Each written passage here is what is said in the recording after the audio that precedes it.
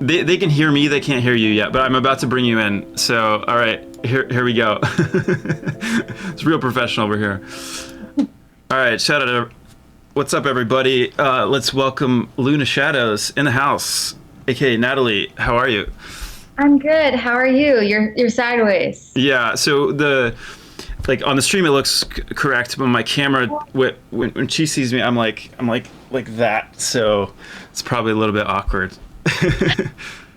I thought maybe you'd be sideways for everyone, but it's just me. So Yeah, just you. But it's all good. Anyway, thank you so much for being here. Thank you for having me. It's very exciting. What do you got there? I got a Waterloo watermelon flavored sparkling water. I'm taking it easy. Sophisticated. I just bought like probably my entire fridge is full of sparkling water at this point. It's kind of an obsession of mine. The chat is like sponsored by Waterloo. No, it's not. I wish that would be nice. I have not had Waterloo. Do you rank high? It's it's pretty good. I actually did some research and I was like looking up all these different brands and like trying to find like what had the best flavor, and this one kept coming up, and they kept saying that because they use like some kind of I feel like this is like an advertisement. Waterloo, drink Waterloo. I just I basically bought a whole bunch of different brands and I'm trying them out now. So this is I think they're based in Austin, Texas, by the way. So anyway, so that's that.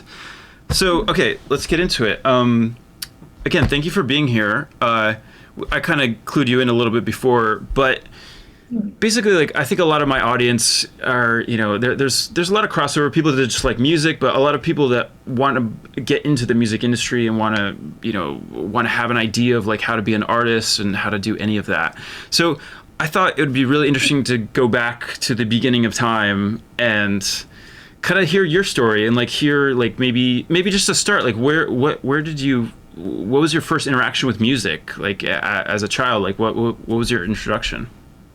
So I did not come from a musically inclined family, so to speak. But I came from a family who really loved music and loved art. So from the time I was a kid, there was always just music playing in the kitchen, in the car, a lot of music everywhere. Without sounding cliche, my earliest introduction to music that I can remember was Disney movies. Oh, yeah. And as silly as that sounds, I mean, talk about, like I just right away was like, oh, I want to do that. Like I want to sing. Not that well, first I was a little confused. I was like, I think I want to be a mermaid. And then my mom was like, I want to be a singer, but I don't know about mermaid, but believe in yourself.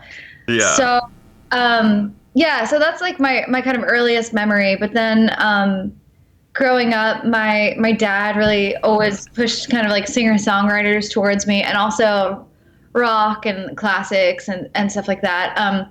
When I was around like 10 or 11, I took an interest in classical. So I started taking classical piano. I studied classical piano.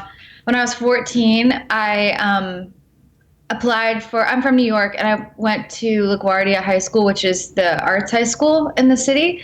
And I've always loved to sing. I've always wanted to be a singer, even before I could sing. And I remember I'm such a shy singer, which actually we should circle back to.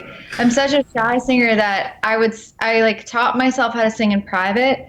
So by the time I applied to this program, I applied on piano and I applied as a singer. And I actually did it on piano, which is what my family thought that I would succeed in. I got in as a vocalist, and my mom, I'll never forget, I got in and she was like, "You sing?" Like, cat's out of the bag. Yeah, that's crazy. So funny, LaGuardia, I just associate the airport, which is but okay, that's cool. So like I guess going back to like when you're talking about like singer-songwriters, like what kind of stuff were you getting into? Like, gosh, I mean, I'm like really digging. It could have been anything from like throwback like Joni Mitchell type things to like my dad actually introduced me to Damien Rice. Oh. He was like, it's crazy. He went to Starbucks and they used to do those cards, and he was like, when they would do like download cards when iTunes was becoming a thing, he was like, guy out. And I was like, okay, Dad. Then I was like, oh, this is good. Yeah. So like anything like that, but even I remember he was always very much in support of my music, and he was always trying to find. I think he intuited that I loved Alanis Morissette and stuff Oh like that. yeah. I even loved Meredith Brooks, singer of Bitch. I don't know if anyone here remembers Oh that yeah. song. Yeah. Yeah. Yeah. I was always drawn to like those female singer songwriters, so he would even just bring me like Sheryl Crow or all those like Lilith Fair kinds of artists. So that's kind of like my earliest point of entry, but then he also like he showed me Green Day. Yeah. I don't know. We really just we did the whole Well, I spectrum. mean, I think that's the cool thing about like when you're young is that you don't really have a filter. I mean, maybe your parents in some way like they just show you certain things, but you kind of like everything, right? Or maybe there's like Yeah. one specific thing you gravitate towards. I'm Yeah. kind of curious about the musical side of it because that for me is very foreign. Like I didn't grow up in that world at all. Like I became aware of some of it like much later, and it's I, I remember you should tell everyone because you know you explained boy to me in these terms before we wrote our song together. yeah. So I think you should elaborate on that for your audience. Yeah, so like yeah, I mean like I guess like I was sort of I didn't have access to a lot of music, so it's funny because you say that, I literally talk about this like all the time, but basically like I you know I just didn't have access to a whole lot of things, so my introduction to music is more through writing, and I just like kept trying to you know, I would like write my own songs because I didn't have access to like a whole lot of stuff. Like I discovered the Beatles Right, like much later in my life. right. So like yeah, I guess when I was a kid I didn't have this like I didn't have anybody like telling me what was good or what was bad. I just kind of liked different things, and so like I always found the musical thing to be interesting because I didn't like personally like just because I only like listened to it much later in life, so I was like it's like weird to go from like Nirvana to like musicals, you know. It's usually the other way Yeah. around. I mean, I don't know, who knows, but like were you into like Disney stuff at all, or like straight up? As a very young kid, yeah, like I mean, like age 6 and 7, like I loved the Little Mermaid and Beauty and the Beast and all that stuff. But that was very young, and then I immediately gravitated towards the singer songwriter like Alanis Morissette. I also just always loved pop music. Like I always loved listening to pop radio. Then when I was in middle school, I really I just went in so many different directions. I both became obsessed with like pop punk, Yeah. emo, like leaning in that direction. Jimmy Eat World, Blink 182, Green Day.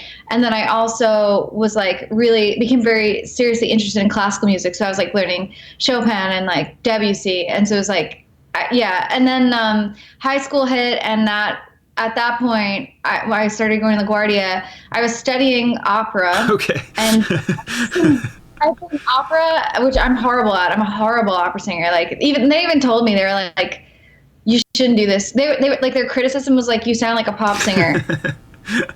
Anyway, so I started learning opera, which I'm actually really grateful for, even though I'm not good at it.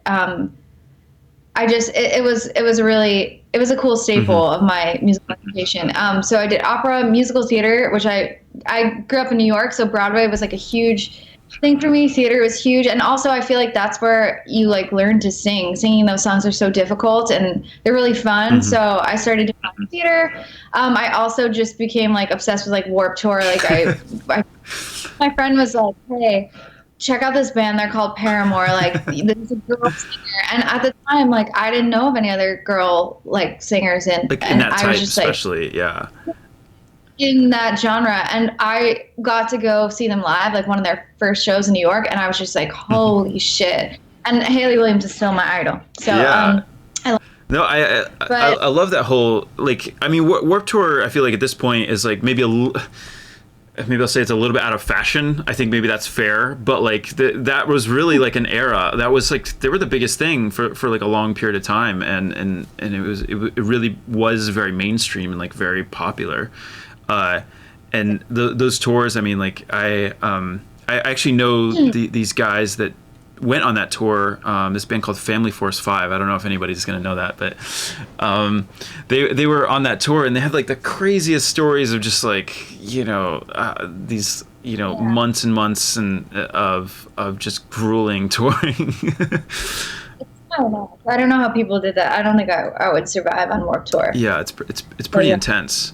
Okay, so Green Day, that's cool. Then that involves like Taking Back Sunday and like Circa Survive, like all those. Circa I don't Survive, know. And yeah.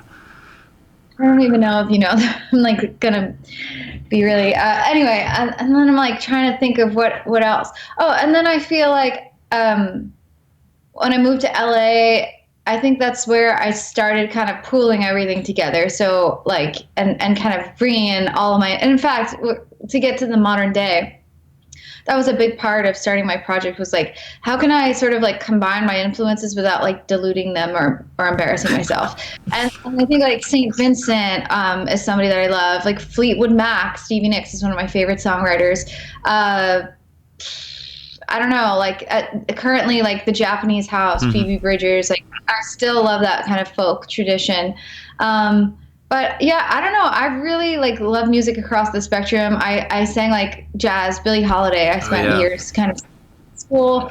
And in fact, I got into songwriting because in high school, to go back, I did not get into the school musical. And I was like really devastated by this. It was very competitive. There's only one a year. I was never good enough. And actually, Azealia Banks got the part so that funny. year. Wow. And she's insane. She's insanely talented. And she deserved the part. So I should start by saying I didn't deserve it, but I really wanted it. And I was and anyway, I'm like going a million miles an hour, just trying to catch us up to speed. But I didn't get into the musical, and so I decided to take this class called New Music Singers, and it was basically a songwriting class. And that was the first introduction to songwriting, really. And it was just from there, that was everything changed. That's fascinating. I've always wondered, like, I feel like everybody's path is different, obviously, and like for me, songwriting was a little bit out of necessity. It was like I had to figure this out, right? It wasn't something. I mean, I didn't even have like really that original like singer-songwriter type of thing. I kind of figured that out later. When I say I was writing songs, I was writing songs on the guitar, playing them for my dog or something. It wasn't like it wasn't anything really significant, but it got me thinking about structure, about how other songs are made, like what's a verse, what's a pre-chorus, what's a chorus, what's a bridge, things like that. Like, did that come pretty naturally to you, or did you have to spend a lot of time kind of figuring it out?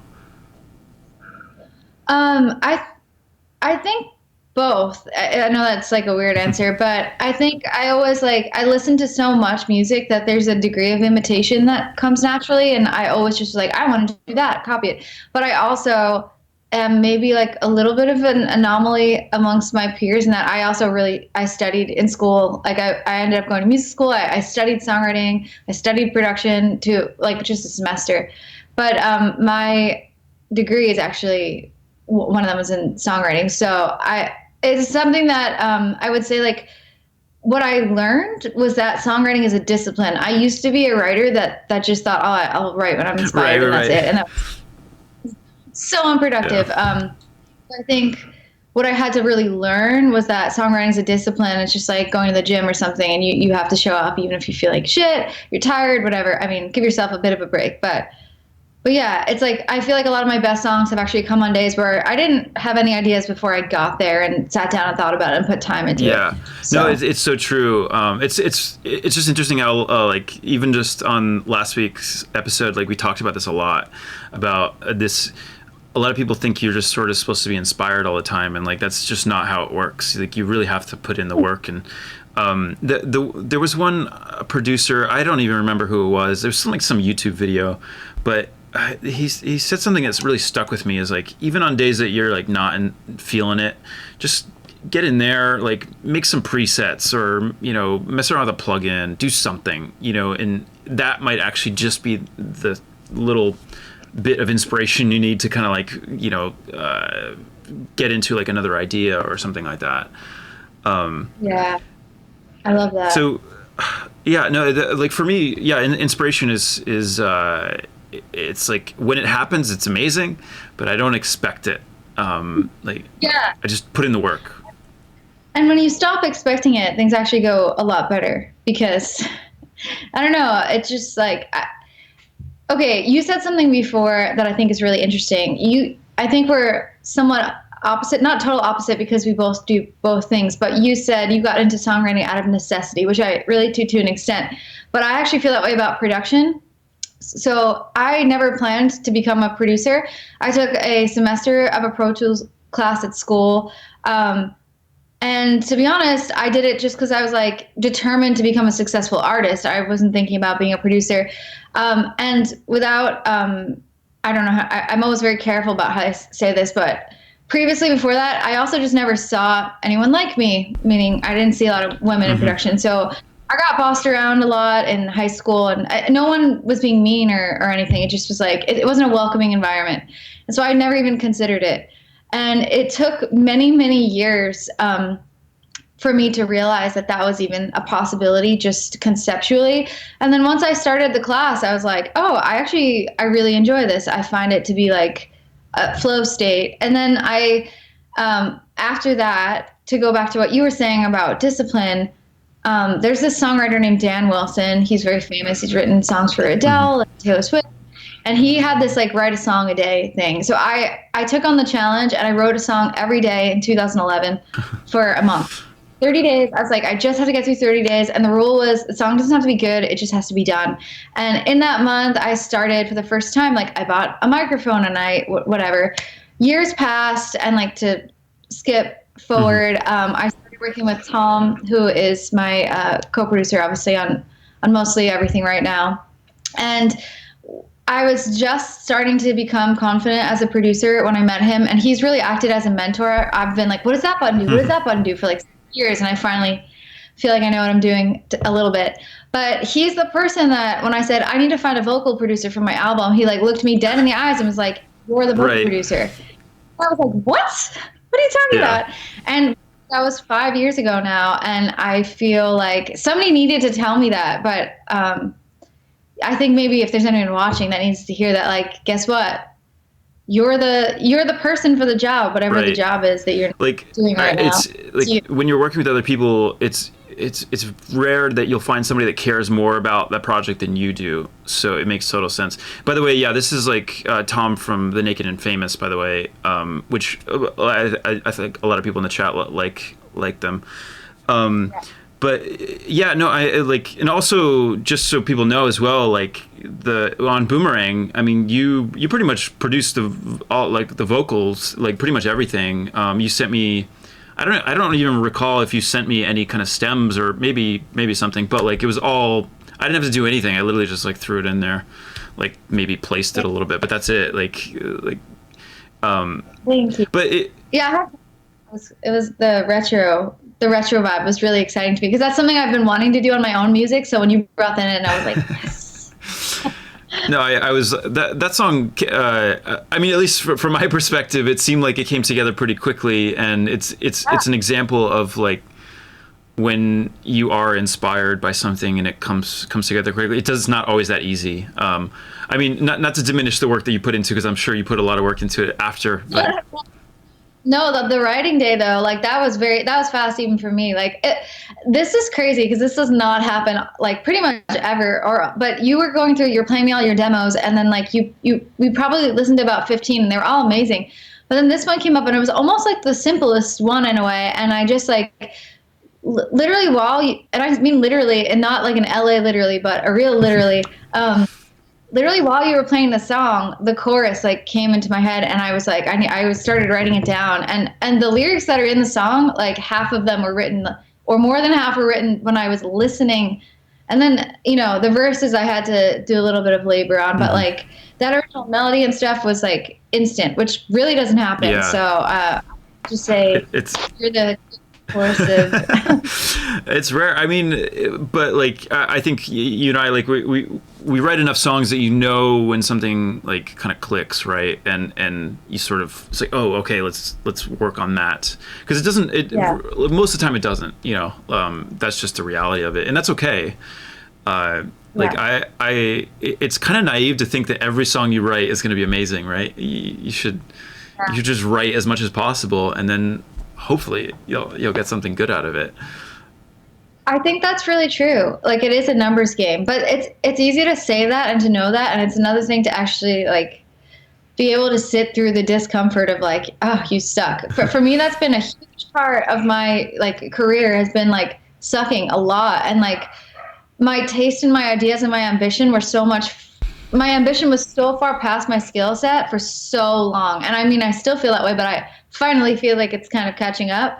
And I think that that's like most people quit in that Hmm. period where it's like, you know what, I need to be here and I'm not. And I just was like, I honestly think that's the only reason I'm like still doing this is because I just kept being like, I see the end result and I just need to sit here and be uncomfortable while I'm not that good, I'm not that smart, I'm not that creative. I need to just just do another one, just do another one. So Yeah, I don't and know. like especially doing it once a day. I mean, that can be a lot, but I kind of like that discipline of I do that like when I'm writing an album. Like if I'll sit down and write like a demo a day, and like whatever comes out comes out. Most of it is not great, but every once in a while you get something that's like really clicks. I'm like, oh, okay, yeah, and then I get like reinvigorated. I'm excited about it again. I just keep it's like, okay, cool. I have a question for you because I mean, you're a producer, you're a songwriter, you do so many things. When you go to write a song, are you drawn to like the guitar and like, do you go to simple and like your instrument or do you go straight to production? And then I'm like, Mostly guitar. I start on guitar. I mean, like I'll record, like some drums or something. It's just like a basic thing, and then just start writing stuff on guitar. That is just my most comfortable instrument. I mean, for a lot of people, that's piano. But for yeah, me, I just like grabbing the guitar and playing some chords, and then finding like a melody in there, and maybe the first melody that comes isn't like the best, and maybe I end up replacing it later on. But it's just this iterative process of just going from one thing to the next, and just that. I mean, you kind of mentioned that flow state of just continuously yeah, creating. I think it's like meditative. A lot of people meditate as just like a mental health thing, and I feel like I get that through music. I don't know if you've had that yeah. experience. I feel that so much. I have tried meditation, and I know I'm going to get in trouble for saying this, but I am such an anxious person, and I know the point of meditation is, to be with but it's such a punishment to me to be stuck with my thoughts. I do so much better with flow state activities, like practicing classical piano is something that lately I've been doing again, like just things that I have a task and it's just like Hmm. focus. So I do like guided meditation, but like I feel like I need a guide.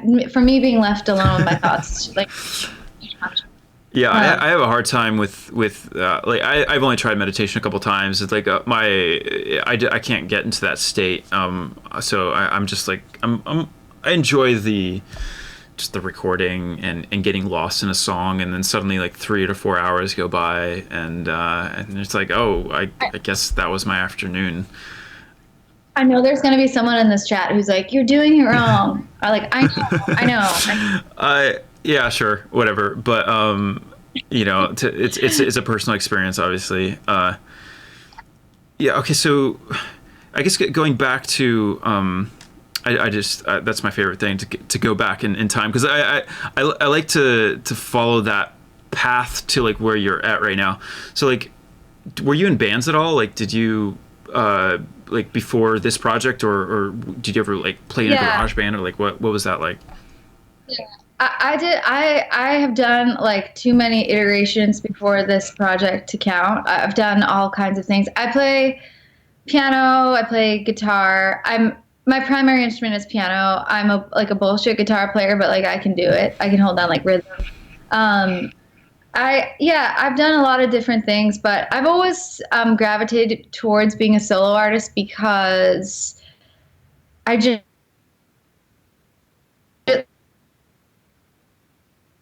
Oh, I think we're getting Like some choppiness. Uh-oh. you said earlier, no thing. Oh, wait, can you see me? It just it skipped for a second. So Oh, okay. you're back Sorry, now. totally cut out. Okay, I was just saying, I was always like interested in being a solo artist because like I definitely was interested in being in a band, but I could never find the right bandmates.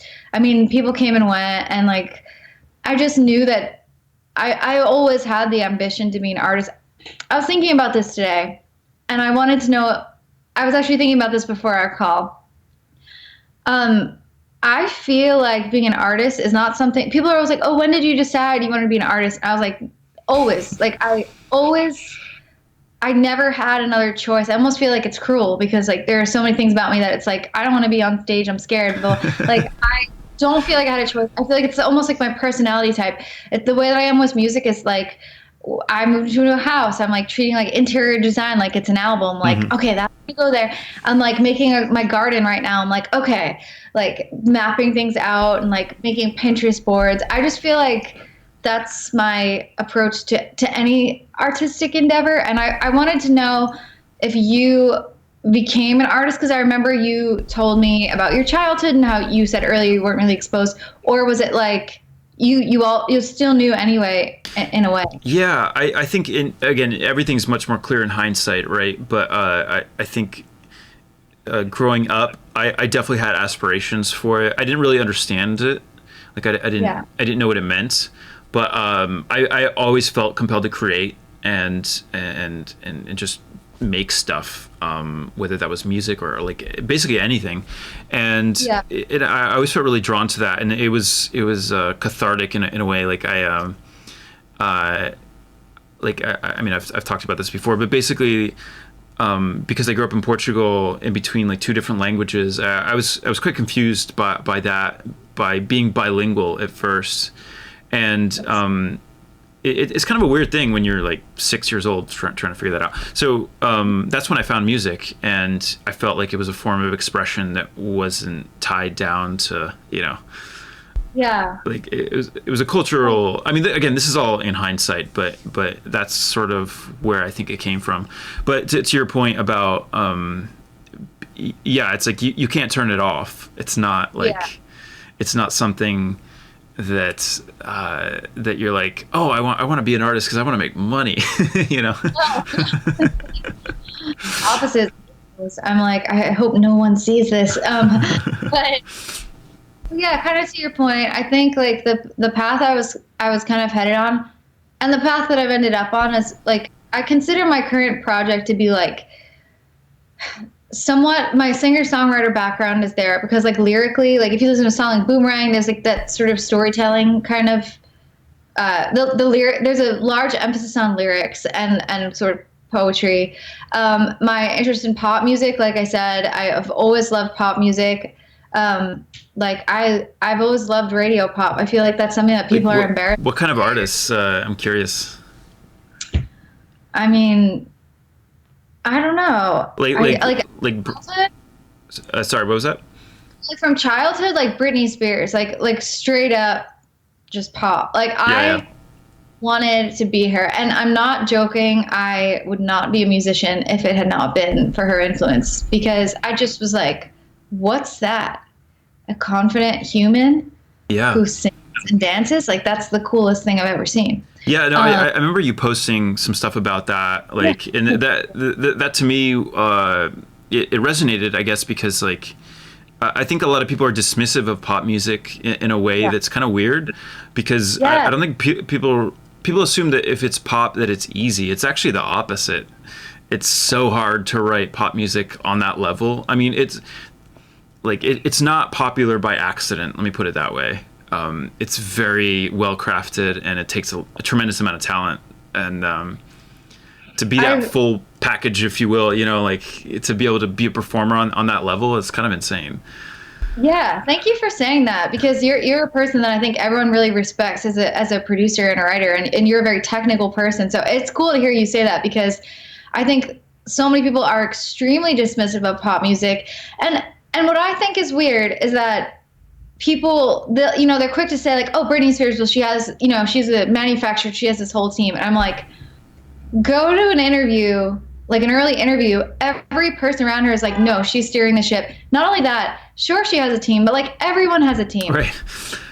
Like open Nine Inch Nails, like open that, and there are hundreds of names listed. So it's like, I don't understand why collaboration is seen as a weakness when it comes to pop music. Like, sure, there are some artists who are not really artists and they are just trying to make money. But I feel like the ones who are really hustling, and even if their emphasis is being an entertainer rather than being a songwriter, usually they're not trying to hide that. And usually, like, it's just another form of art to me. And I have so much respect for entertainers because I'm not a natural entertainer. It's something I've had to work extremely hard at to even get on stage. I have horrible stage fright. So yeah, I feel the same way. I mean, I've gotten more comfortable with it over the years, but it's not like something that comes naturally to me.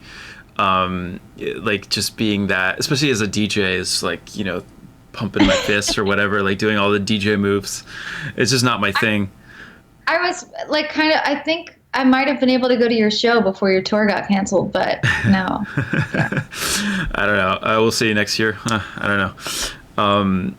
But then also music, like I left out, I have to go back. Yeah, as you yeah. say, I left out a big piece, which was like alternative music. So that awakening, like Radiohead at the end of high school for me, into like MGMT was coming out, The Naked and Famous, like all of those bands, Passion Pit, like definitely hugely influenced by Phoenix and all those kinds of acts. So that I should have said. Yeah, no, it's interesting for me because I in a way kind of grew up with those artists as well. I mean, I'm a little bit older, I guess, but I was in college when that stuff came out, and I had already done a couple of remixes when that stuff was coming out. But I just played a festival in Long Beach called Just Like Heaven, and it was all those bands. So Phoenix, MGMT, Peter, Bjorn and John, Rara Riot, Tokyo Police Club, just Grizzly Bear, Beach House. Live acts, really fun live. Yeah, and I was playing it too, and it was like so special for me to be even like associated with them or to be like connected to that era, because that to me was sort of my favorite era of music, So it was kind of a trip, but I feel like everybody kind of has those like formative years maybe, and then you still love music for the rest of your life, but that was like that's your time, Yeah. That's cool. I'm so jealous. Did you actually get to go see everyone play? Because I know sometimes festivals it's like everyone's running around. I got this. Yeah, I had this. The Yeah also played. I had this crazy moment where I was at the side. It was only 2 stages, so it wasn't like crazy. But the Rapture were playing, and they hadn't played in many years, so it was like a big deal. And like literally around me was like the dude from Passion Pit, like Tokyo Police Club, Nick Zinner so from cool. Yes. It's like, oh my god, this is crazy. That's really cool. I'm jealous. But anyway, okay. So I am just a little bit curious about the bands, because I had a similar experience where I played in a lot of bands. I had a lot of different projects. I learned very quickly that I like to run the show. And in my own creative project, I'm totally down for collaboration, but in my own project, I like to do my own thing. Yeah. Like, were you the same way, or? Yeah, and in fact, I think I felt like I just intuited that nobody was going to care more than me, and I always wanted to find people that did, but it just didn't happen. And yeah, I've always been like a bit of a leader when it came to my own project, so I gravitated towards a solo project because. Yeah, I don't know. I think we're probably very similar. Like, in the end of the day, we want final say, and I think that's very evident in both of our projects. Like, I think people really see that, at least from what I can tell. Like, no one is telling either of us what to do. Right. And I love collaborating and I love feedback, but at the end of the day, I want to be the person that glues the whole thing together. sometimes I wish I didn't have to do as much stuff as I do because I have to do everything. But then I also feel like, I don't know, I hear a lot of artists complain about, oh, I have to, I'm like, but you want to be an artist. So yeah, you make a video. I know it sucks, but, and like, it's a very stressful experience, but it's also like, the more I think that you can view it as an opportunity to just extend whatever creativity you have to that lane, then I think the better. And I've made a big effort to do that. I've kind of zigzagged around your question, but like, yeah, it's been important to me to be involved in my own thing. And I think I would have just squashed anybody else in the group. Like, in terms of like, I'm not like mean, but I would have had a hard time balancing unless I found like the perfect, but that, I think that's like dating. And I've never Right. found my one and only. So Yeah, no, it is true. Like every once in a while, like I like the duos. Let's say the duos yeah, that work are usually it's the way that I think about it is like there's like one person that has too many ideas, and then yeah, the other person that can be like editing. yeah. It's like the editor and the too many ideas person, and that Oh, seems to work. Um, yeah. Yes. I Yeah. I feel like I kind of learned both. I don't know through different. I think I was just forced to learn both. Yeah. So I actually really like when I'm like when I'm producing or working on anything. Really, I'll just put a ton of ideas down and then spend the next hour or so just throwing stuff away. Playing, like if it's a track, and I'll add like 15 guitars. I'll narrow it down to like one. Yeah. It's like that kind of stuff. I think that ties back to like how you and I are similar. I mean, I don't know what kind of natural talent you had, but my idea to be an artist or my idea to have a career in music came before my natural talent.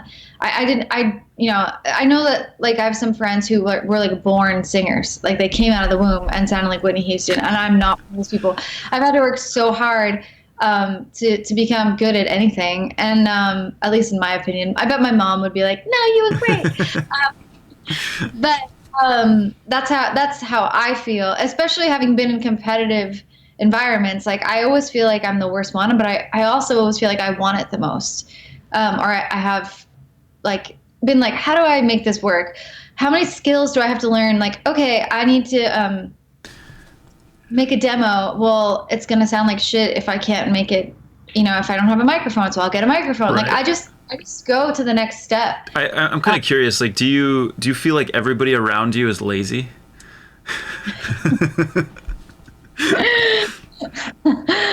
Not everybody around me, no, but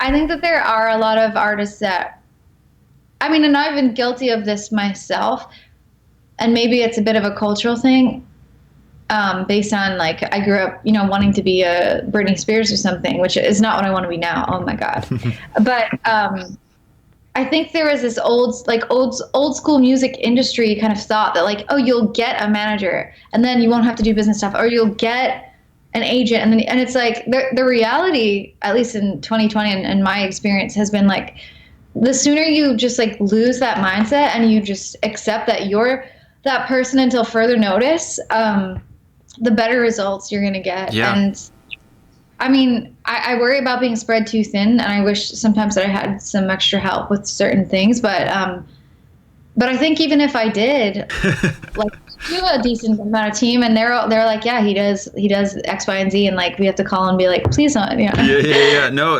I have a really hard time delegating.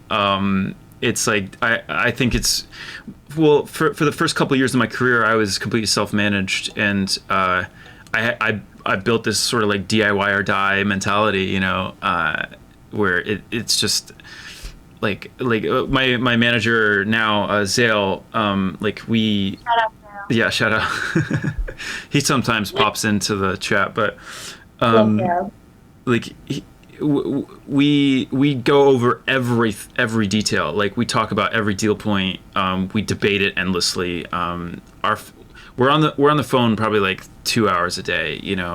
I don't know that that's really necessary, but it just I like to be involved. I want to be involved. I want to be strategic about like how I approach my career, and to your point, I think it pays off because like, okay, yeah, maybe at some point you get somebody to help you with X, Y, and Z, but then you can be like, I want it this way, I know exactly, and they'll respect you for that, Yeah, that is, you really hit the nail on the head. Also, I appreciate how you said you're self-managed because my team has just started saying that to me because I don't have a manager, and they're like, you're self-managed, you are the manager. Like they were like, we don't even think you need a manager. I'm like, I would like, but I like that the way you're talking about it. Like what I want is a collaborator and somebody to help, to help make my thing bigger than it is. But yeah, I don't understand artists who are so disconnected from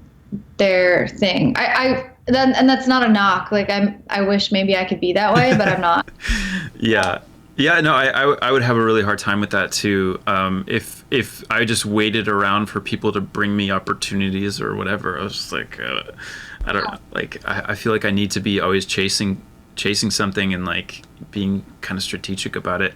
But to like what you were saying, it really is about a team kind of mentality. Yeah. It's not like I'm the artist, you are my subordinate. It's not. It's like such a I think balance is the key word here, and I think this is something that a lot of people struggle with. It's like it's hard to kind of give advice on this, but I feel like if I'm qualified to give any advice, it would be this. Like balance is important. Like do as much as you can on your own, and then it's going to sound totally contradictory. It's like know when to listen to people and know which feedback. Like you have to have enough resilience and you have to have enough of an identity to know like to the gut will guide, but then you also have to know when you're being stubborn. You have to know when that's a point. You have to know, you have to be willing to receive criticism and feedback, and to step back if somebody else can do a job better than you. I'm not so DIY that like here's like an example. I love being involved in the visual part of my project because I love visual arts. Mm-hmm. I know you're the same, but I will design like a mock-up of what I want, and then on Photoshop, and then I will send it to my collaborator Bradley, who mm-hmm. is my co-producer on a lot of the tracks. He's freakishly talented at everything, and he went to school for design, so he will translate my ideas into the right format, mm-hmm. into the most elevated form of them. So I'm not the kind of artist that's like, I'm good enough to put out my own album art by itself without any editor. So removed that I'm like, hey, can someone else do this? To me, I think that's a really good middle ground. And I think the result is that everyone can see that the ideas came from me. There's a consistency. There's like an executive producer. Yeah. And like some of the photos are mine on my covers or I do involve myself sometimes. But if I'm not the best person for the job, then I'll be like, you know what? Who's got a better picture? Mm-hmm. Who's got a so. Like the executive producer or director or whatever is a good way of putting it. That's how I treat it. Like with like album art, for example. I've actually worked with different artists on every album at this point. But I still feel like there's like some cohesion there. And that's important, to have like some kind of consistency. But I also like, I think my favorite thing to do, at least at this point, is like now that there's sort of something like tangible that you can look at and be like, okay, this is that aesthetic. This is what they're doing. And then you find somebody that's super creative and be like, hey, you're awesome. Like this is, can you do something that lives in this world? And that has been, I'm kind of at that point now, and it's super fun because like some of the photos that I took were just like, I just hit up a friend and we're like, it's like, hey, like this is album art. What can we do with this? Yeah. And you're a really good photographer. Oh, thank you. I love photography, but like as far as like photographing myself, like that's kind of a that's a weird one. I guess it's kind of a nice segue to your most recent release to plug the release. Let me Speaking of filming ourselves, yeah. Let me drop it in the chat. So the song is called "The 90s." Can you tell us about the song a little bit? maybe some of the inspiration? I mean, maybe it's somewhat obvious, but No, it's okay. So the song is called "The '90s." It's referencing the time. Uh, sorry. The you've talked a lot about how your childhood and your kind of early memories that are more like flashes or paintings kind of influence your later work, and you have like a nostalgia for that, even though they don't all make perfect sense. I've always been like a nervous kid, I was a nervous kid, and I've always been a nervous person. I'm a very anxious person, and as a kid, I remember, kind of like my happiest childhood memories would be sitting in front of the TV. I had an older brother, and we would play original Nintendo and Sega, nice. and play Mario. We would play Kirby was involved. Yeah. I got Sonic at some point, and I spent hours doing that. And I just remember, I had a really nice childhood, and I'm fortunate for that. And I remember thinking like quicksand, lava, seeing them on the TV and media being something that that's like fear is something that you learn. And I thought that those were like things I really had to worry about. Mm-hmm. But at least they weren't in my house. Fast forward to being an adult, I worry about everything all the time. Like I've had like 4 meltdowns this week, Mm-hmm. and everything feels so real and scary to me. And for me, that can be a very debilitating, physically exhausting experience. And I kind of, when I wrote this song, which was about a year and a half ago, I was kind of hitting a peak. Mm-hmm. I was like up here, and I just felt like, I don't know if you're very relaxed and logical. I'm like, I leave my house and I feel okay. I'm like going all over the place. Yeah, yeah. There's an episode of Planet Earth. Have you seen Planet Earth? Yeah. So where like something, I don't remember what animal, is like hatching from an egg and like immediately is attacked by snakes within like the first 10 seconds. Oh, I've seen this. Yeah, when yeah. I like leave the house, this is how I feel. I'm like, okay, I'm in my car. I could get in a car accident. Like, a piano could fall on my head that's being like airlifted to a building. Like, just like an earthquake could happen and the overpass could fall. Like, I just like think just everything that can go wrong will go wrong. That's the kind of brain that I have, which can be really exhausting. I'm laughing about it because but it's not funny being in the body of somebody that feels that way. Yeah. So the song. So, oh yeah, go ahead. I was just gonna say, like, I've actually maybe my demeanor is calm and logical, but like, make no mistake, I certainly experience things like that. I mean, maybe not that specifically, but yeah, for sure. I think a lot of people do. I've figured out different ways of maybe coping with that, or just kind of living my life. After a certain point, you kind of, I don't know, you just have to deal with it and just accept that that's who you are, and that's how you have to live. But yeah, maybe I just got good at hiding it. I don't know. No, but I mean, like, to your point, I think for me, like, the process of writing this song was kind of like being able to laugh at myself a little bit while like it being a bit cathartic, like kind of getting out all these possible things that could go wrong. And then the comparison in the song is like quicksand in the '90s, like being the scariest thing that I could imagine as a kid. So that's kind of the lyrical inspiration. And in fact, on my Instagram, my last Instagram live, I like did a line by line breakdown of it. If anybody is bored enough to, yeah, definitely check that out. But yeah, sonically, the production was started by my co-producer Brad Hale, who's in a band called Now Now. Oh yeah, And I love Now Now. Yeah. yeah, they're amazing. They're the best. So we work on almost all my music together, me, Bradley, and Tom from Naked and Famous. And Brad came in. He did. He had the opening bass line. We were in a session, and we'd had 3 failed songs before this one, and started playing it. And it was like this. It had a nostalgic sound to it. It reminded me of '90s and video games, like for some reason. And so that's kind of. It started with the sound, and then it went into that. And then after that, I took it. I co-produced it. Tom as well helped. I did the vocal production, and then I did like any like bleep bloop video game sounds, design. That was kind of me. So yeah, that's a bit on the song, and then the video to match. Okay, I'm gonna ask a question to you. Yeah. So I'll talk about the video for a second, and then I'm gonna shift. I have a question. Okay, go. So the video. I made during this quarantine period, and it's basically me in an old Nintendo game, kind of running through all these original fears. I filmed it with a green screen in my basement that I steamed for 4 days. Talk about doing jobs yourself. I steamed for 4 days straight to make sure it was like perfect for the. That's amazing. I filmed it on my iPhone with like one of those embarrassing like influencer lights, like just the whole thing. Tom helped out as well. I was like, "Are you busy today?" And he was like, "Yes." I was like, "Great, come here anyway." Um, anyway, so the video was really fun. I worked with an animator in the a pixel artist slash animator in the UK. It was incredible, and then me and an editor worked on it together. That's awesome. Here. But my question for you was going to be, with this experience, basically I had to shift gears. I did an animated video, which is something I've never done before. Obviously, it was quarantine inspired. I couldn't get a haircut. My hair looked like shit, so I did all these wigs, which again was like based on a limitation or a restriction. I have a really bad respiratory issue, so I'm like hyper cautious of all the COVID stuff.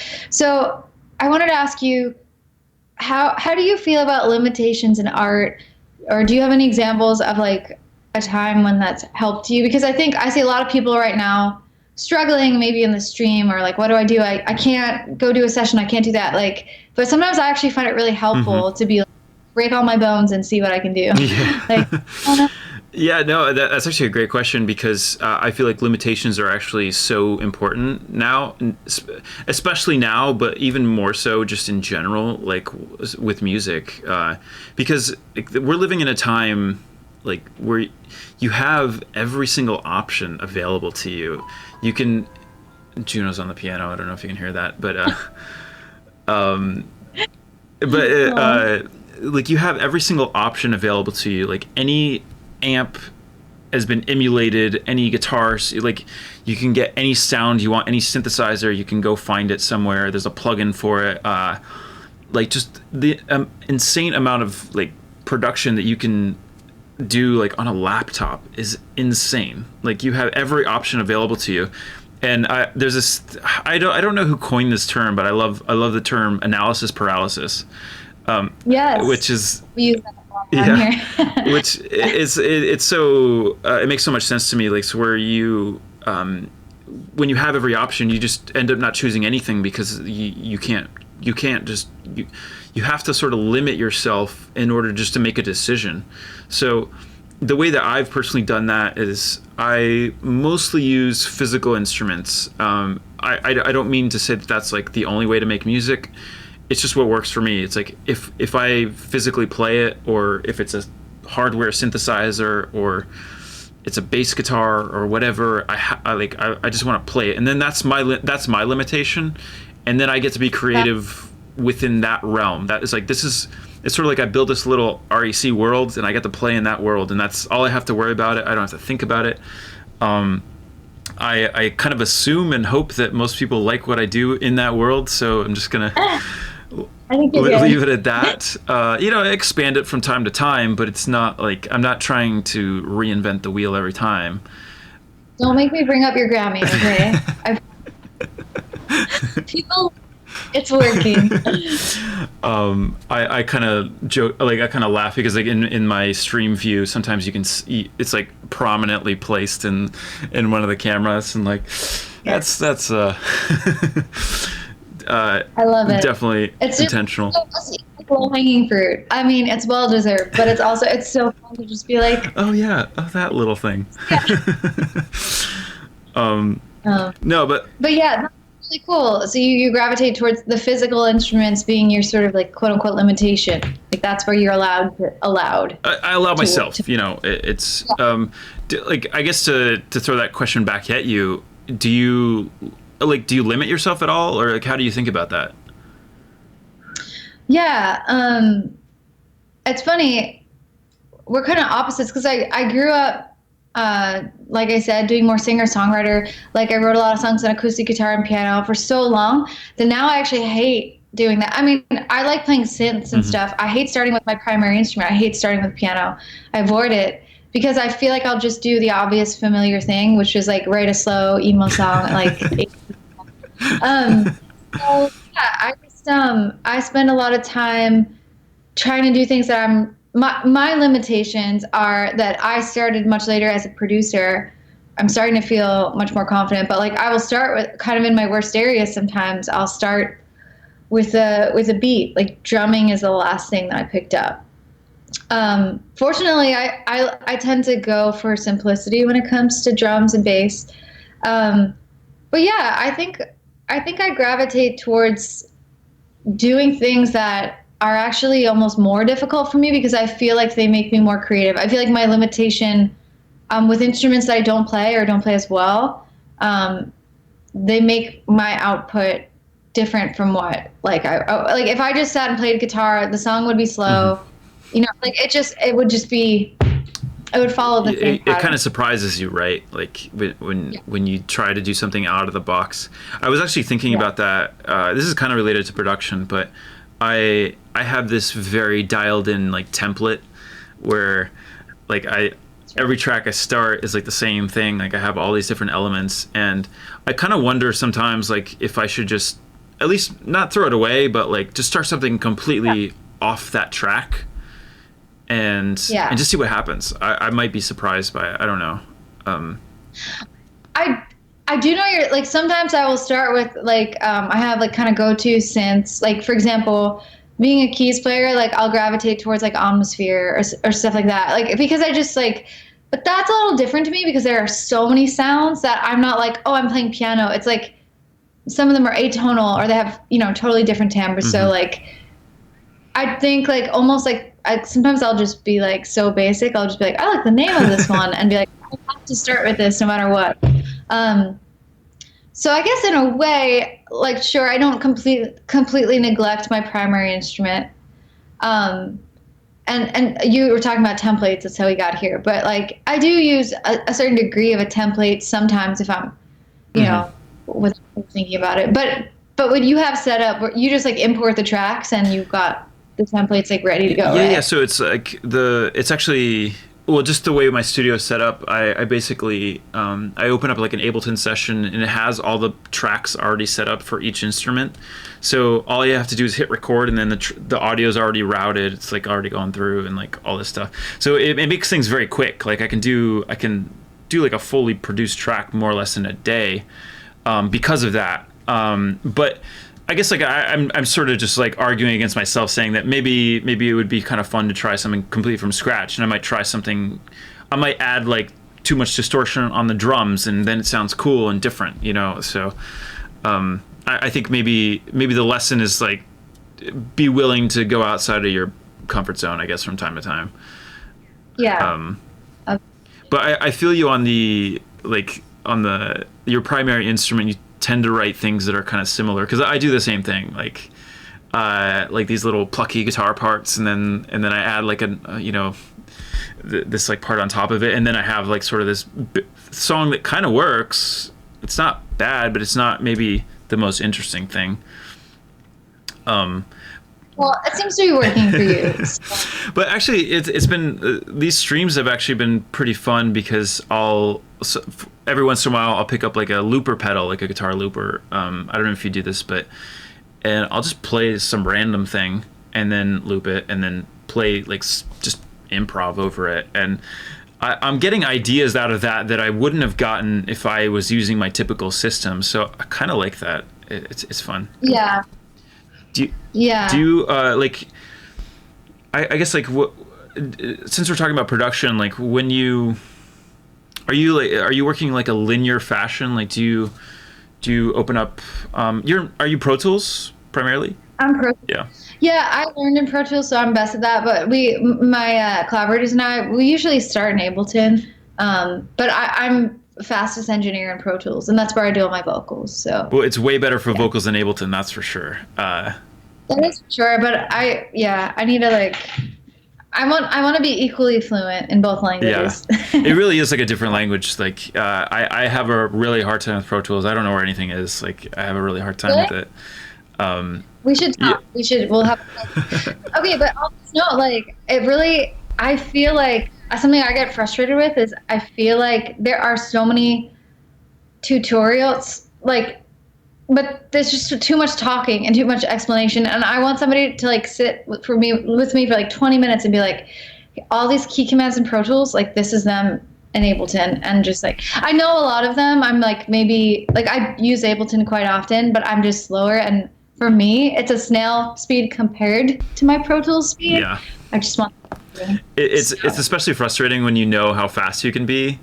Where you're like, Yeah. I know how to do this. This is like, Yeah. I should be able to do this. Yeah. And then you open Photoshop, and it's like, oh my god. Tell me. Somebody in the chat is saying no love for Logic. Sorry. I love the Logic. I just never learned Logic. Sorry, Logic. No, I think Logic is great. I feel like I used to be an Ableton maximalist. Not really, but like where it was like Ableton is the best, and it's not. But like, I think I realized that it's actually has more to do with the individual than it is the program. It's like whatever you're most comfortable with. I mean, maybe some programs have some minor advantages over others. Like for example, in Pro Tools, you have like playlists tracks. I think they're called. Yeah. Like Yeah, playlist for vocal recording. It's just superior. it's just yeah, superior. Yeah. I'll give you that. Logic has the best colors. Logic has the best colors, so you guys can have that. Whoever said that. Yeah, I always kind of felt like Ableton looks like a half-loaded web page or something. uh, that's just to my eyes. It's not the most like I'm used to it at this point. I'm not like I don't know. I don't even see it anymore. But Yeah. it is pretty weird looking. We use Ableton obviously for live. I'm sure you as well, right? So I've had to become fluent in it. Yeah. Against my Ableton's amazing. I'm just like I'm playing. Yeah, no, for sure. But it really is like what you're most comfortable with and what you're the fastest at. I think all these programs are like more or less on par at this point. And like all the plugins work for every different program, so it's not like there's nothing really that specific about it. I guess now let's get into some nerdy questions about production. Like, can you walk us through like your vocal chain maybe? Like, what's the process there? Yeah, vaguely. So I record with an Apollo currently, Apollo 8 usually. I also have a twin. And I've also used an Arrow in desperate times traveling. Shout out to Universal Audio, killing it. I use a Neumann microphone, but actually I don't fixate too much on gear. I've recorded on all kinds of microphones throughout this project. Sometimes on the same song, I will have different chains. I think the important thing is like if you can make the sum total sound, So that's my hardware. I don't really use a lot of hardware. I like to do mostly everything digitally. My chain in general, let's see, I can kind of give us overview. Like Fab Filter EQ is the one that I gravitate towards most often. Like I want to get like really nitty gritty. Like, do you? Again, if there's not like a formula to it, that's fine. But I'm just kind of curious. Like, do you cut out a lot of lows, or do you control the highs? Like, what do you do? I cut out a lot of lows in my voice, and I will boost some highs. My voice has like a lot of natural high end. So, and one thing to note is that I work with a really excellent mixer who really hypes a lot. So sometimes I'll actually I'll do my own treatment, but then I'll scale back what I do because I know that he might want the freedom, and after like the master after the master compression, like it might get a little like too fried. So scale back the things that I do, like I'll do my own, and then I will deliver it with a degree of that, but not totally. But yeah, I like to boost my high end. I think he actually tends to boost my mid range.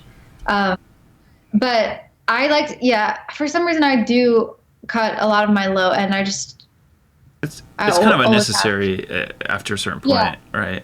200, at least 200 would be where I drop the thing down. The high pass? Yeah, I was like, I had to think about that.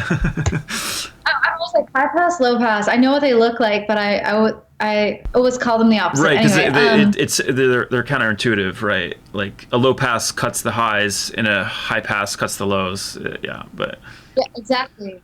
You Yeah, get it. yeah, Thank you. yeah. Someone who, um, compressors. I don't have. By the way, I don't use the same vocal chain on every song. I'm not like you, and then I have it like a template. I will change my voice. I feel like it sounds different on different days. I will change recording environments. That affects things a lot. I'm a pretty quiet singer, at least for how I like to record. Like pretty often very like quiet and intimate. Sometimes I'll do shouty Hmm. stuff. It's different. But I have always loved the CLA compressors. I use 2A and 76 often. I like the Blackie. There's Blackie and Bluey. I like the Blackie Hmm. setting. Sometimes I use that as a limiter. Um, yeah, I turn the noise off. Yeah, yeah. I really I like my vocal pretty squashed. That's my personal. I hear my voice almost like a synth. Yeah, yeah. Especially being a singer. I don't consider myself like the best singer, but I try to be an expressive singer, and I like treating my voice like an instrument. Something that I do, I put autotune on um, just running when I comp my vocal because I like to focus on the performance. So I'll just like this is like people have different opinions on Yeah. this, but I put it on and I set it pretty hard because I would rather hear artifacts and autotune than not be able to hear which performance is Hmm. superior. So with me and my voice in particular, it's like a lot about expression. So I will put on autotune and just run it. However, I will go back usually in the end and I will manual tune everything. I will manually tune things. I will manually DS. I Oh, will you're cutting out like every S, or I don't every S, but I will control them so that they're like not like crazy out of control. I'll also put a de-esser sometimes on my chain. It kind of depends on how quietly I'm singing and how poorly I'm performing. So, no, the autotune thing is interesting because again, it's sort of another misconception about like pop music in general. People yeah, talk about it's like, oh, she uses autotune or he uses autotune or whatever, and like that as a sort of a negative thing. And actually, is like it's just a tool like anything else. Like you T-Pain, for example, like the autotune guy. The guy has an amazing yeah, voice. Like he yeah, doesn't need yeah, autotune. It's an effect, yeah, So exactly. like I guess like I totally get what you're saying about the expression because it's so true. Like I'm not worried about like if that note was slightly off, that can be fixed. Like I'd rather you get the Yeah, performance, like that energy that is right. I mean, this is like when I'm in the room producing with a vocalist or whatever, but I don't care about like unless you really don't hit the note. yeah. There's like a degree of concern that you should have because there's a point where it will sound synthetic and not in a good way if you're really, really off. But I'm talking about like autotune as an aesthetic preference. So like, and I don't actually use the same speed on every song. I actually change speeds within the song.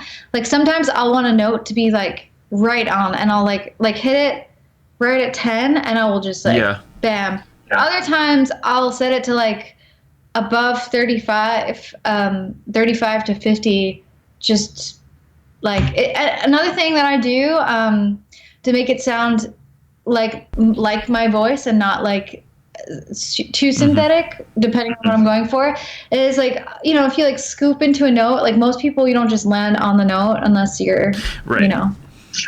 I will sometimes leave that scoop or adjust it only mildly and like only tune where the dart hits. Yeah, no, that Stuff. makes total sense. I don't well vocal tuning. I actually use Melodyne. It's Yeah, just for those that I learned on the like it's a yeah. I know a lot of people prefer it. yeah for those that Um, don't know what we're talking about. Like autotune, kind of well, I guess like the name implies, kind of auto tunes, and Melodyne is the same thing, but you just kind of manually do it. So and I'm the yeah, same way. Like I'll only fix where it lands, like yeah, if it needs it. Although sometimes, like I love actually in certain parts, like I love like selecting all the vocals and like literally taking out all the fluctuation. So it's very mhm, robotic, but intentionally so. exactly. and to your point, like for example, yesterday I just finished a track and I actually said it like really hard auto tune, not quite T-Pain, but like heading there for the whole song. And that's something that I don't normally do, but I liked how synthetic it sounded and it fit what I was doing. So yeah, again, like thinking about autotune as like a tool as a producer, because and not just me as the singer, but me as the producer, me as the vocal producer. It's something that like I like playing with. And I think to be able to treat your voice like another instrument is something that's really fun and exciting. So I never understood the purity, with people obsessing over who's using autotune. Oh, by the way, everyone uses Yeah, autotune. there's like I don't think there's any albums out. I mean, there are certain songs that I won't use it, but for aesthetic reasons. It's an aesthetic choice to use it or to not use it. But it's a tool. But yeah, on my voice, I like it. Oh, sorry. No, I was just gonna say, like, I mean, it's a weird thing because, like, you know, like where do you draw that line, right? It's like, oh, you tuned your vocal. It's like, well, you used a nice microphone, like, yeah. like, it's like, oh, I'm sorry, I needed to use that's synthetic before, like you cut out the entire low end. Also, like, what's the I don't know. What's the yeah? It's just a tool. But I think perfectionism and idealizing any sort of thing is like something that in art has been debated for thousands of years. Like not just in autotune, but like stylistically, like Photoshop or making something overly perfect or perfect, synthetically perfect.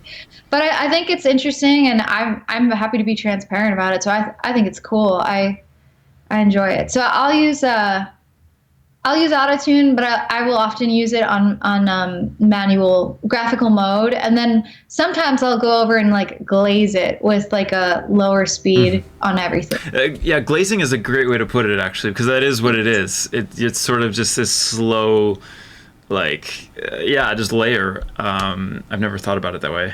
That makes sense. Yeah. Like a donut. Yeah. Like you still have to make the donut, I guess, to just take this analogy and run with it. But but it's just that final sheen that it does make it sound just it's just that little extra edge, that little level of polish that really takes it. Yeah. Okay, so so some EQ, and then I mean, I guess that's kind of. Was there anything else after autotune?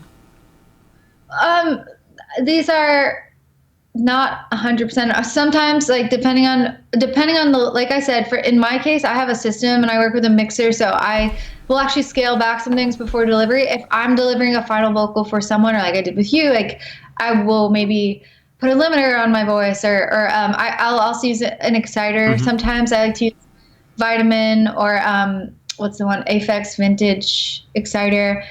I think on your track, I wanted to distort it a bit. I can't remember if it was either air distortion or decapitator. Yeah. I actually might have used air distortion because that's like the one that comes with Pro Tools, but I don't know. I think I switched in the last minute to the decapitator. Decapitator is the best name for a plugin, by the way. That's the best one. Sound tool. There's also Isotope Trash. That's usually like more experimental and aggressive distortions, but there's some really cool ones in there. But yeah, I think something that maybe I've been talking kind of about a lead chain, but I really like to use, like I said, my voice like an instrument. So aside from the default obvious, every time I will do tons of experimenting with like creative vocal production, different reverbs, throws. I love the Valhalla reverbs, Valhalla Shimmer Room, and what's the main one? Valhalla. Oh my god. I know what you're talking about, but Valhalla Vintage Verb. Sorry. I use a lot of Echo Boy for delay. I also just got the Valhalla delay a while ago. It's pretty fun. It has a ducking feature, which is fun to play with. Oh, so wait, so it feeds the signal back into itself and cuts the vocal out, and then you only hear the tail? Is that how it works? Yeah, kind of acts like a compressor. So if I'm like singing, it will get louder when I'm not singing. Even if it's running the whole time, it'll like jump up when my dry signal has stopped. Yeah, no, that's actually, so I do that manually. Uh, Yeah. Okay. So you gotta get the Valhalla ducking delay. It's like $50. yeah, no, yeah, like I love, You can do it. You can totally do that. yeah. It just did one. No, that's a good tip. I'll try that out. But yeah, I like doing it manually. It's kind of like this. Well, Yeah. I sidechain everything. Yeah. We love a good. We stand side chain around here. So just to kind of like bring it back to non-production world for a second, sidechaining is basically when you feed a signal in into another. So for example, like Daft Punk. Daft Punk is a great example of like there's sort of this Undulate. yeah, it's like an undulating sound that's basically every time the kick or the drums come in, the sample ducks. So that's the basic idea. The way you achieve that is by feeding a signal into a compressor, and it, yeah. Anyway, but no, that's really cool. Yeah. No, that's really interesting. I'll have to try that out because like Yeah, I think I like this one too because it has like all these tape settings, and I know you love your analog stuff, so I think you'll like it. yeah, I mean, I do use a lot of tape stuff, but it's not real tape, obviously. But I throw tape plugins and I don't know if you know was it Retro or RC20? Retro. Yeah, I use that all the time. I love it. I think I use that on like literally everything. Like I, Yeah. it's And it makes sense for boy. That's it. So I've been using that a ton lately. I love the vinyl. Like it has a noise setting. There's a wobble, a distort. What is it like? there's like a Digital. digital one as well, and in Yeah. the last one I forget. I don't use it that much. And anyway, it's just like another kind of vintagey, like I guess like flavor. I mean that's how I think about it. It's sort of like that last. It's like you get this cool sound, and then you throw that on top of it, and it's just like Yeah. Exactly. yeah. So no, I'm a big fan of those types of plugins, and I intentionally make things sound lo-fi. Like I want to make everything sound a little bit messed up. You know, it's just Yeah. because I guess like going back to that theme of like childhood, like because it takes me back to a period of my time, which was or a period of my life, which was like I remember it because of the medium that it was recorded in. You know, like a lot of the songs from the '90s and you know maybe early '80s or like late '80s were done on tape. So and I listened to them on cassette tapes. So like I associate that sound with my childhood, so it made sense for me. Like if I was going to make music, you know, that's evocative of that period of my time of my life, of course I'm going to use that, right? That makes so much sense. I think I feel the same. I gravitate towards lo-fi sounds and making things like stripping them of their fidelity to a certain degree. Probably for the same reason, although I can't say I have thought about it or spoken about it as eloquently as you. It's my recent song, the Yeah, 90s. yeah. Plug, check it out. Here, I'll post it again. Here you go, guys. Check it out. Stream it. Add it to your playlist. Heart it. Don't skip it. I just got my merch. It arrived. This is One Life Left. Oh, nice. Plug in the merch. Love it. I just plug in the merch. I just got the stickers came too. I'm going to show everyone. I'm really proud of these. This is my 8-bit character. Love that. It's a jellyfish that stings me. And where is the last one? This is the sticker tag. And this is my last life. That's awesome. That's so great. Where did you find the pixel, or is it pixel art or 8-bit art? I don't know. Yeah, pixel artist, 8-bit. So it's a girl named Lou. She's in the UK. I was connected to her through an individual named Teddy. And Teddy is a I'm trying not to violate my NDA right now. I worked on a project that is codenamed Palm Tree Project. And that's all I can say about it. You can find it on Twitter and everything. I feel like people in this group might be interested in it. That's also all I will say. But Teddy, they work in video games. And so this person linked me to this artist overseas when I told them what I was looking for and sent them some references, and they were like, I have just the person for you. And she was a dream. Chef's That's awesome. kiss. No, well, it's like, to kind of round this back to like what we were talking about earlier, it is nice to kind of do your own thing, right? To have control over everything. But it is really nice when you find somebody that you really can work well with.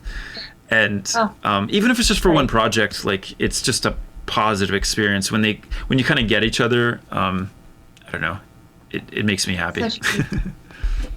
Yeah, it's really special. It's not easy to find the right collaborators. I spent like a whole decade really before I found people that I was very confident and comfortable with. And then I think it's easier for me now, but I think there was a point where nobody was interested in helping me or working with me. And until until I was able to establish myself a little bit, like now it's easier for that reason. But before that, it was really, really hard. Yeah. And it was very discouraging. And I kissed a lot of the wrong frogs, you know? I didn't kiss him, but just that's figuratively speaking, yes. Yeah, no, so I think to anybody that's like, that's a question I get a lot. Maybe you get it in your DMs. Like, how do I work with a producer? How do I find a top liner? How do I find a vocalist? It's like, I don't know. Yeah, it's like, I don't know. For anybody to give a shit. So yeah, just keep out there. The music industry is so fickle, and it's so true. Like I'm sort of experiencing this right now, like a little bit, just because the album came out, people were like, oh, I remember you, but like, there was a period of time in between albums where like, wait, who are you? Yeah. And we're getting a house tour. No, we're getting the Amazon Prime box behind me tour. My computer's starting to. Oh, right. Yeah. So hold on. Do we have some cats that we can see, or? I don't know where they are right now. Because I have one here that is like, I'm gonna catch him in a second when he comes close again. We'll see. We'll see. Well, if you put a box out, you might catch one. Here we go. I caught one. Somebody on the couch. There we go. Hey, Bobo. Oh, hey, Bo. Oh, he is so mad right now. Oh, okay. All right. My cats don't like being picked up. They're like super snuggly, but they're not. It's got to be their idea. No, it's fine. It's not bad. It didn't. A meeting of cats. Yes. Yeah, exactly. That one will. Yeah. So. Anyway, I forget what we were talking about, but you were saying something, and I interrupted because I moved rooms. You were talking about hold on. Oh, you were talking about your music industry, your name that people know and people recognize, and you just finished your album, and it was like, and now it's done. Yeah, no, it was like, I guess like I'm going through I've been through a couple of these cycles, right? Like I've put out a couple of records by now. I know the drill. I know that like things are kind of, happening for a while, and then it fizzles out, and then you rinse and repeat, do the same thing all over again. And it's in those in between times where you really get to know who your friends are, and not that I have like really negative people in my life. It's not like that, but you can tell when somebody's a little more opportunistic or. So I guess to your point, where you're talking about like people didn't care about the project or whatever, or you had a hard time getting people to kind of jump on board. It like for me on my first album, the person that took a chance with me was actually Kelly from Block Party, and like he didn't have to do that, and like obviously that was a massive thing for me. So like he didn't have to do that, but him signing on for my album like basically made everything else happen, because people were like, oh, I want to be associated with that. But before that, it was like hitting every wall. Like nobody wanted to do anything. And it's really true. Like the music industry is like have the memory of like a goldfish, Yeah. Yes. Oh, that is really an adequate way to phrase it. So I guess like I mean, so you're signed. Like, what was that process like? You know, going through that. Like, did you pitch it to a lot of different labels? Like, how did they reach out to you? Like, what was that process like? So I had a plan all along that worked, which is nice for once. I released two EPs completely independently, and I released them as singles.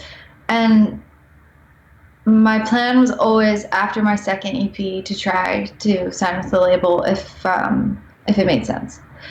And fortunately, like a lot of labels had reached out to me by that point because I had managed somehow to get some independent success. Mm-hmm. Um, so yeah, the label that I ended up signing with, they're called Plus One Records. They are a subsidiary of Empire. They used to be with 300, different now.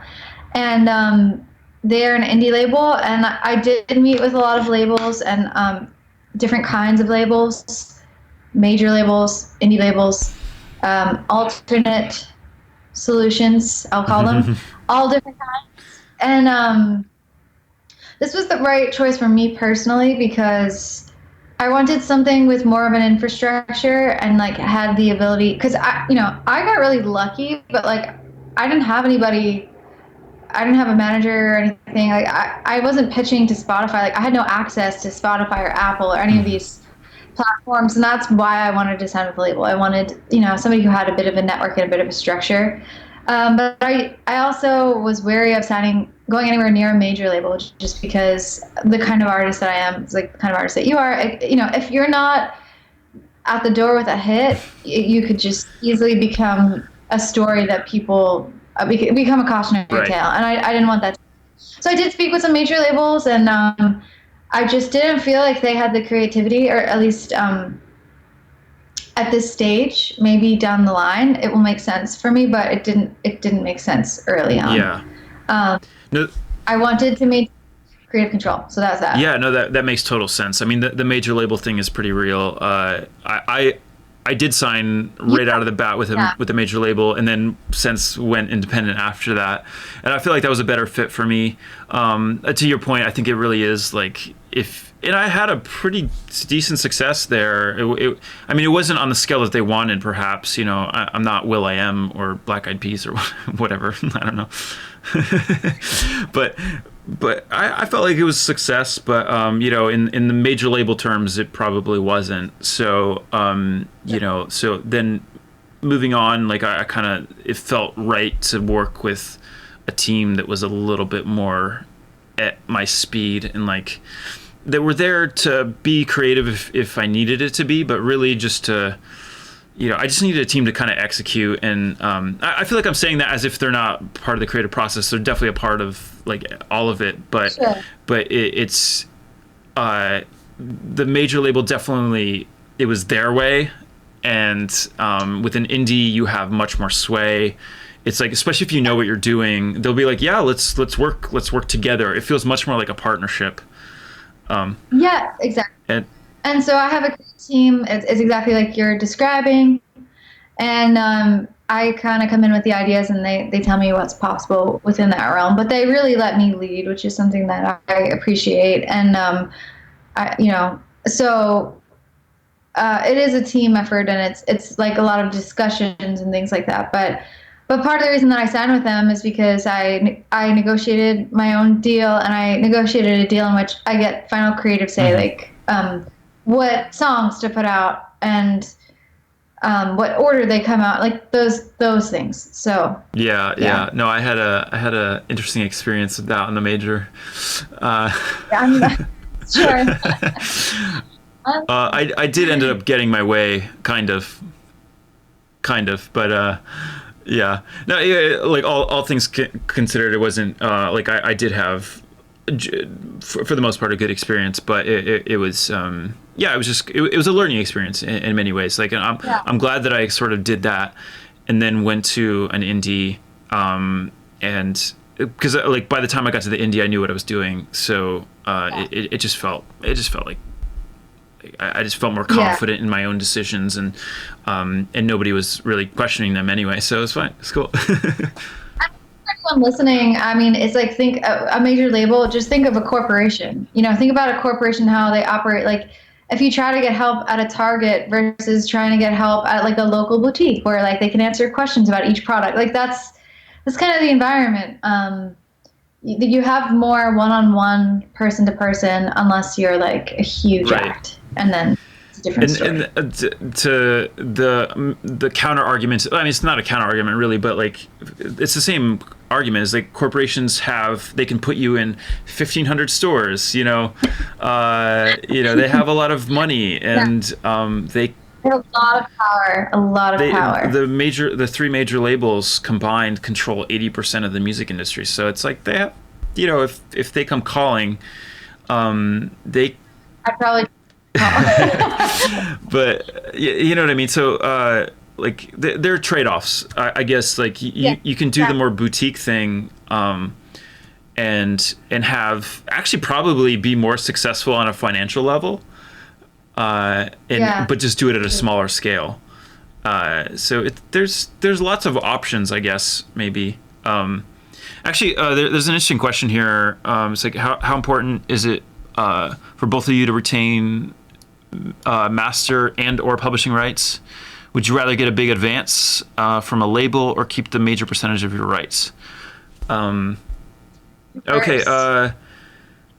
Well, I guess I mean it's kind of relevant to what we were just talking about. Like basically, when I signed to a major, I knew that I was basically selling them the album. Like it was a decent check, and that covered my living expenses for many years, and it kind of changed my life.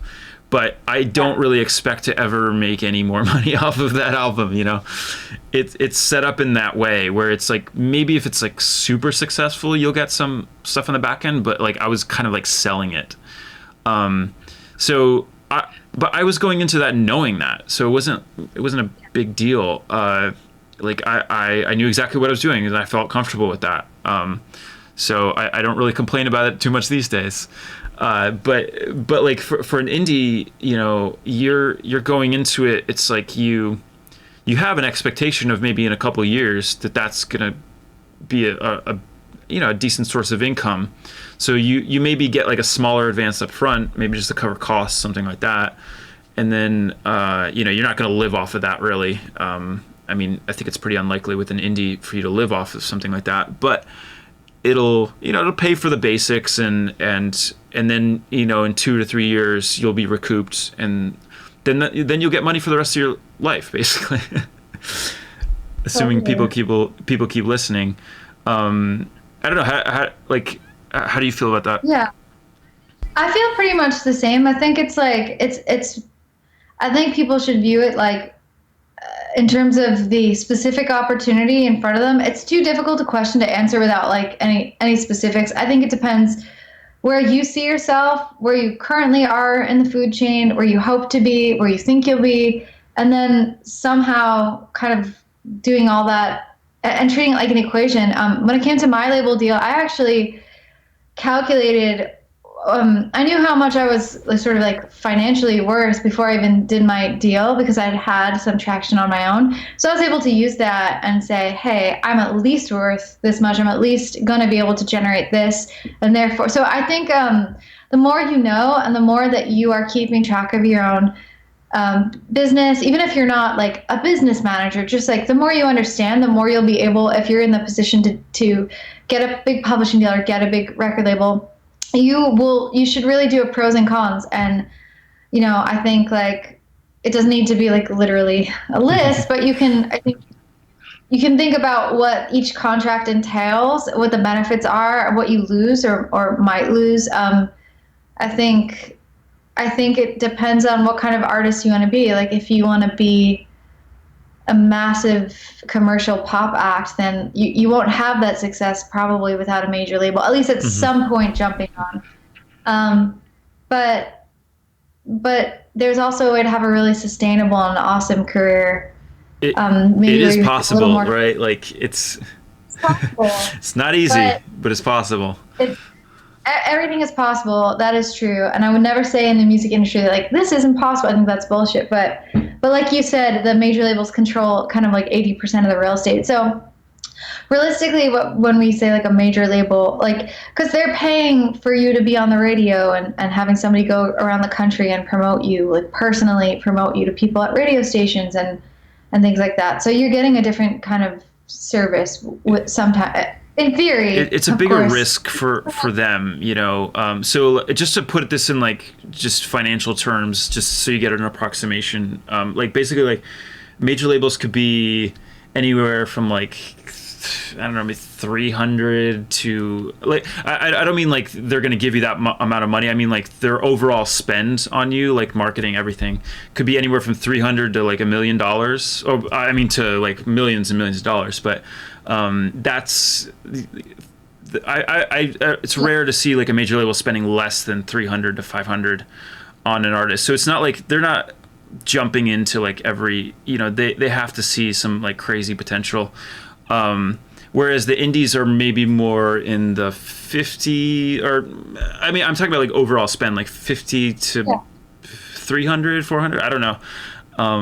Yeah. I mean, there's all kinds of stuff in between, obviously, but so it's like you have to, yeah, you do have to kind of think about like where you think you could be. You know, one example, like for me, with when I was on a major label, I got so many commercials. It was like GoDaddy, like all these major commercials, which made them a ton of money, and you know, so it was like they have that kind of sway. So like it's maybe less of a risk for them. They're just working on a different playing field. So you know, but like where as an indie, they're taking less risk, but they're also making less money. So it's all a calculated risk, I guess. The music industry. Yeah. I I agree with that.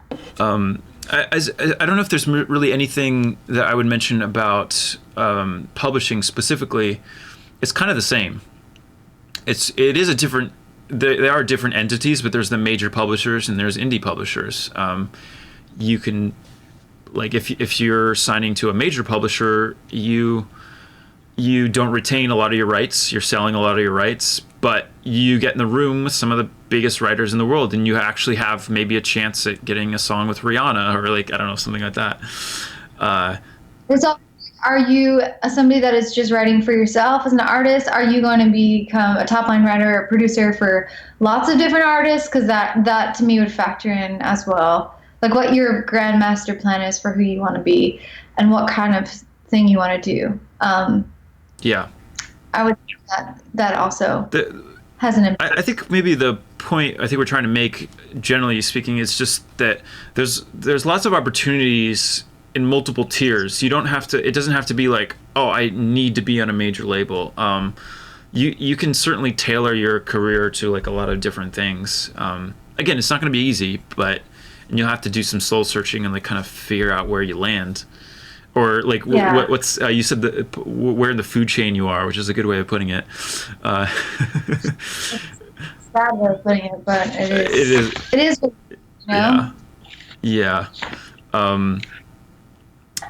Yeah. So I guess like I think we're kind of maybe wrapping it up here, but I just wanted to say thank you so much for coming on the show. This is so much fun. This is episode 3 now, so I feel like I'm like, okay.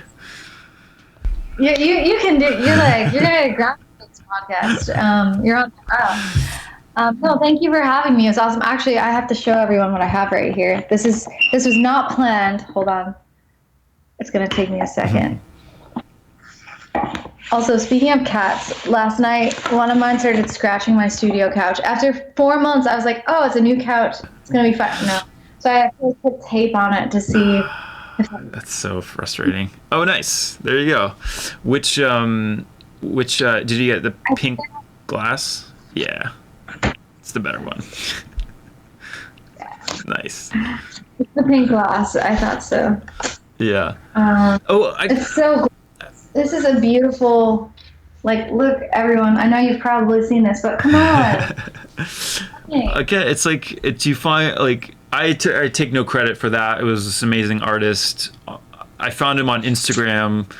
Kind of funny that the song we did together has a couple of references to that platform in a way. Yeah. But So what's crazy is you told me about this artist, and then I realized that I had seen his art and didn't realize it was the same mhm. person. So really amazing artist. Yeah, no, he's this really talented guy in Barcelona, and it's like I like working with people that aren't your typical, you know. T- uh, I don't think I think he's done maybe a couple album covers here and there, but it's not really his thing necessarily. So Yeah. I think he was like just stoked about the challenge, you know. And again, to tie it all back together, what we were talking about earlier about like challenging yourself and finding ways to stretch your skills and do other things. Like I think that was like yet another one. The chat is asking who it is. This is all Risinger. Cool. Well, again, thank you so much for coming on the show.